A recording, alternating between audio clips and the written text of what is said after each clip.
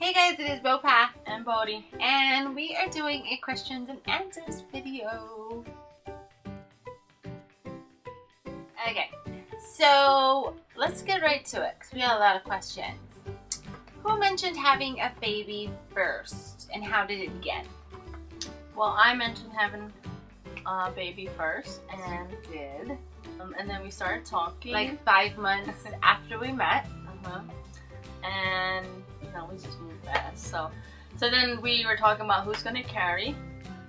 It wasn't even a question. We all knew I was gonna carry because I knew she already told me from the door she didn't see herself having babies or physically having babies. And she kept trying to tell me because she's getting older. She's like, we should just do it right away because I'm gonna get older. Yep, and that's how it all began. How did you ladies begin your TTC process and what steps should we take to make it successful? Somebody asked us. How did we begin, babe? Do you remember? We actually went online and looked at one couple. They went through the process of TTCing and they documented their TTCing. And for those of you who don't know what TTC is, it's trying to conceive. I just don't want anyone to be confused. Okay. Go ahead. So they went through, you know, doctors and they went through the clinics and sperm bank and all that. But then also we did some research online of our own and we found out about home insemination. Yes, and I remember seeing a woman and she was actually, it was a married couple, a straight married couple, and the woman, for some reason, this is how they chose to get pregnant. You know, she did it at home and she was explaining how she did it and I was like, we could totally do that. And then I even found like a video online that kind of showed the process. So after getting all the information, we definitely, you know, that's how we started.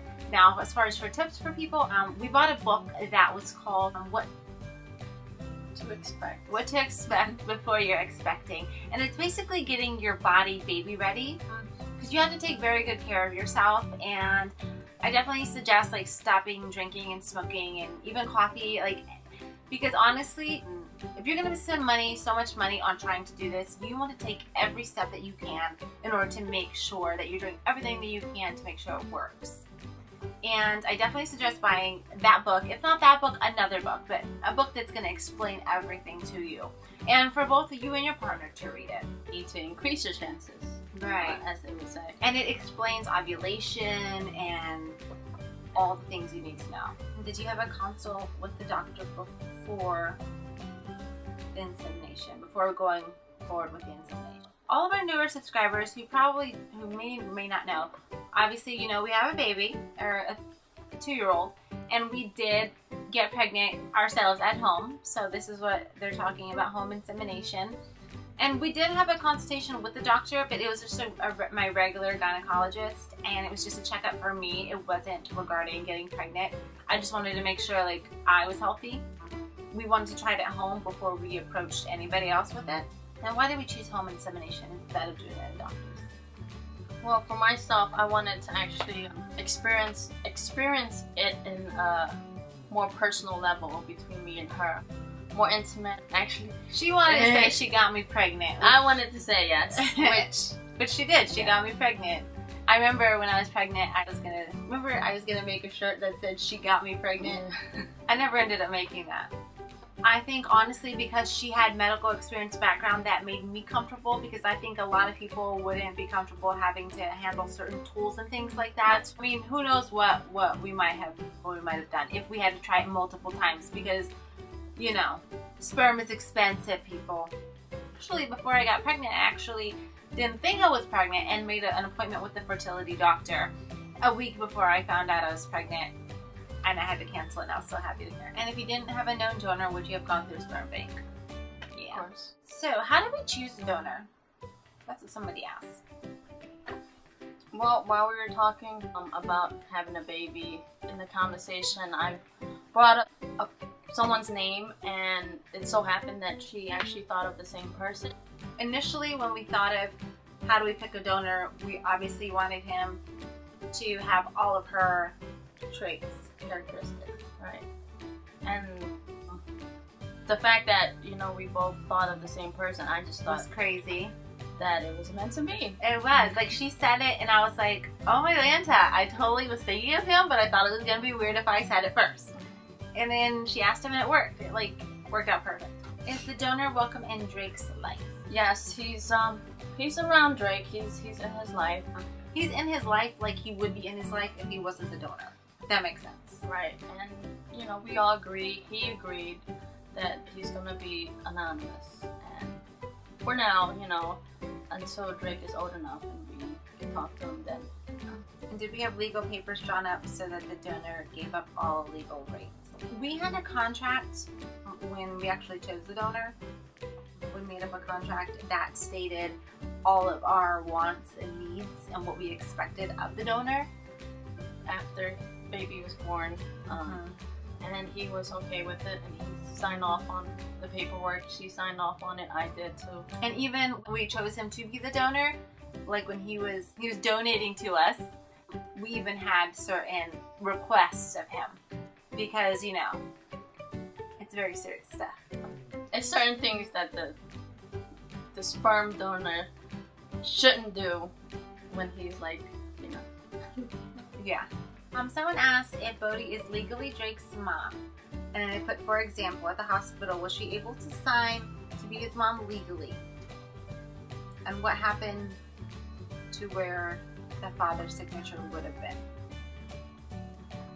The birth certificate only has in PA, it has mother's name, father's name. So I couldn't put my name on the birth certificate. And even if we were to get married before she had Drake, it wouldn't be recognized anyway because, you know, state of PA, they haven't legalized marriages yet. And the only way here in PA that she would be able to be on the birth certificate, it wouldn't even be at the hospital. It would have, I mean, no matter what, she couldn't be on the hospital on the initial birth certificate. It would have to have been afterwards because we had to go through what's called a second parent adoption, which is what gay couples have to do in order to get my name on it. Yeah, their partner's wife's names on the birth certificate, no matter what. And even myself, in order to do the process, like, I would have to adopt Drake as well, which completely doesn't make sense, especially because he, like, I birthed him. But that's just how it goes. Because we had actually started the process of the second parent adoption when I was pregnant with Drake, and someone asked if we finished that. We have not yet finished the adoption process yet. We had to postpone it for a little bit, but we will definitely continue and pursue that in the future. But on the upside, Drake does have my last name. We were able to put that on the birth certificate. And that was awesome. I mean, Bopat and Bodhi, are those your real names or are those nicknames? It is nicknames. It's not our real names. I got Bopa from, you know, Cambodian songs. They have the word Bopa a lot, and it means beautiful flower. So she's beautiful, and she's my flower.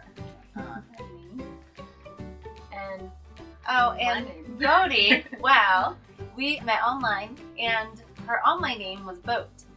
So after, you know, we started talking and things like that, I started calling her Bodhi, my Bodhi. And that's how that came about. So it just stuck. So Bopa Bodhi. That's where that came from. Does Bodhi want to carry a child? Do you want to carry a child now? I've never really thought about it, and I never had that, you know, instinct to actually, like, want to carry. So I'm satisfied whether I carry or not. So. If not, would Bopa act as a surrogate to one of Bodhi's eggs? Her telling me how the process works. Like, I seriously just told her how the process worked like 5 minutes before we started recording this. No, I don't want to be violated like that. So that's a no. Are we going to have any more children? For some miracle reason, if I want to carry ever, yes, maybe. But I love how your voice just got high. No, yeah. Maybe we would adopt in the future. We talked about it, like adopting a child as old as Drake. Because Isaiah's gonna be in college, like, in 4 years. And then it's just Jake's going to be an only child. So we've talked about possibly adopting someone. You know, a lot of older children need homes too. So who knows, you know, maybe later on we will. Or be a foster parent, depending. That's another option. Yeah, that is definitely another option. Someone asked if I was from Texas because they saw that I wore a Texas Tech shirt. And they asked me if I was from Lubbock. Which, yes, I am from Lubbock. That's where I was actually born. And I wear Texas anything.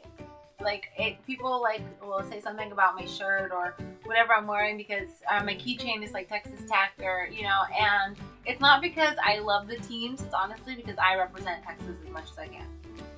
As a couple, what's your favorite thing about each other? What's your favorite thing about me? I should have to think about this one first, sorry. And don't say... Okay, sorry. I can't tell you what not to say. She's gonna tell me what to say. I love that she's very affectionate. I love it. Because I don't know, it's just something about it. Like the way like she touches you, like her touch. It's just, I don't know, it's just really, it's special to me. And I love how Bodhi accepts all of me. She knows all the bad, and she still loves me, and she makes me feel like I can do anything. And she's made me more comfortable with myself and more confident. Like, she pushes me to be a better person. She's my backbone when sometimes I feel like I don't have one. She's my best friend.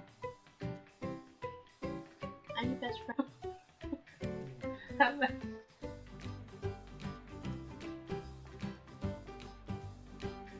What are you about to do? Nothing. So yeah, she's my best friend. And I tell her all the time, you're my best friend, babe. You're my best friend. Bestest.